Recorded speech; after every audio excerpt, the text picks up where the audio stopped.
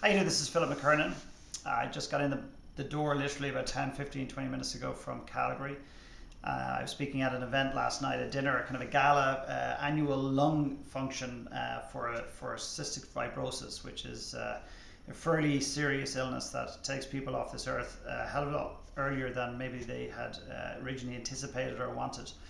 So it was nice to go and do that and actually give back in my own way. And I suppose it's a great lesson that we don't have to give back necessarily in money, but if we give back in our own time with the skill sets that we have in mind.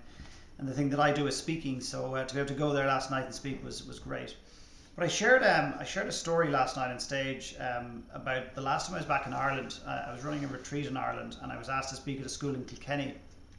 And I tend to speak in, try and speak in at least one school when I'm back in Ireland each time. And one of the things I brought up in the middle of the talk, it wasn't rehearsed, but I basically asked all the students, about 130 young adults, girls in the room, I said, what's the greatest challenge you face right now today?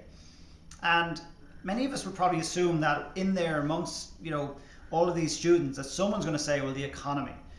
And not one of them said the economy. Most of them said that actually their biggest challenge was points or marks in order to get into the college or the program that they wanted to get into. In other words, further studying third level education. And I let them go on for a while, and I also handled that separately. But then I actually said, well, listen, here's my view on what your biggest challenge is. And I believe it's entitlement.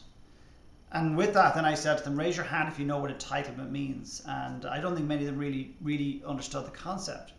So I said, basically, let me explain what I believe entitlement is. It's like you expect everything. You expect this world to provide for you. And the analogy I use is like going to a jungle, taking a calf elephant out of a jungle, putting him into a high-end zoo with a leather couch, plasma screen, all the PlayStations and gadgets and DS machines, an iPhone 4, and handed burgers and chips and all the other crap that kids eat today, and literally been given on a plate. And then 20 years later, you get taken out as a grown elephant.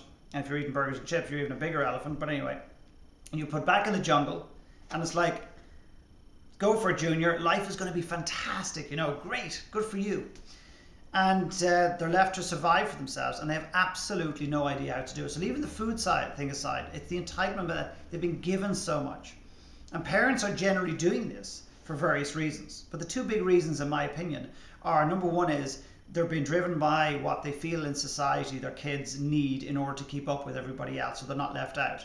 And that's some bullshit excuse. Oh, well, I don't want my little Johnny not to be the only one in the room not having an iPhone 4. That's a bullshit excuse, and that is just so weak.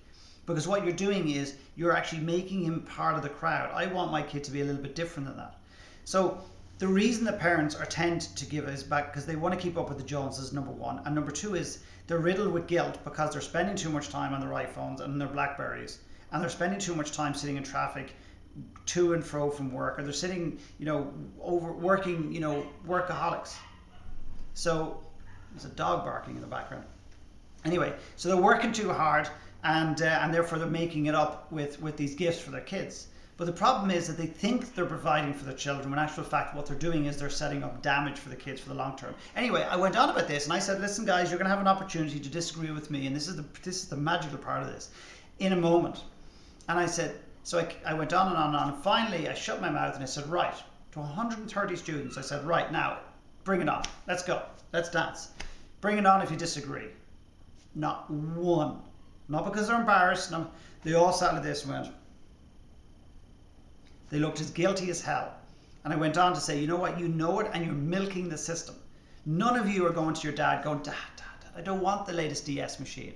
Don't get me the iPhone 4, I don't need it. I have an old Nokia, it's fine, Dad. Give me a hug. Let's go and spend the day in the park. Maybe bring me to the zoo. I don't want the machine. Come on, Dad. Let's just show me some appreciation. Let's just hang out like father and son. Bullshit, you're milking it, I said to them. And not one of them disagreed. The fools in all of this are the parents. The kids know they're milking the system. And the parents are the ones that are justifying why they do this every single day.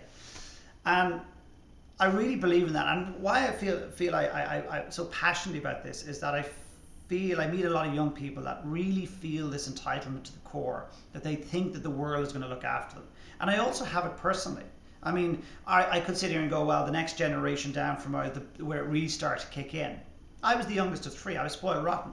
Now, I could sit here and go, well, not to the same extent as the kids are today, and miss the gift, miss the opportunity to learn and grow and create that awareness. Or I can sit here and go, well, actually, irrespective of how they're treated today, I actually, in my time, I was spoiled. So I have this natural, deep down, natural tendency to be lazy. And I've got to work harder than most to fight that. So I know what it feels like to be given lots of stuff, not because my parents were irresponsible or stupid or anything like that. It's because I milked the system. I milked it. I milked it for everything I could get. And I was brilliant at it. But now I know it didn't serve me. So that's my little mini rant for today. Thank you.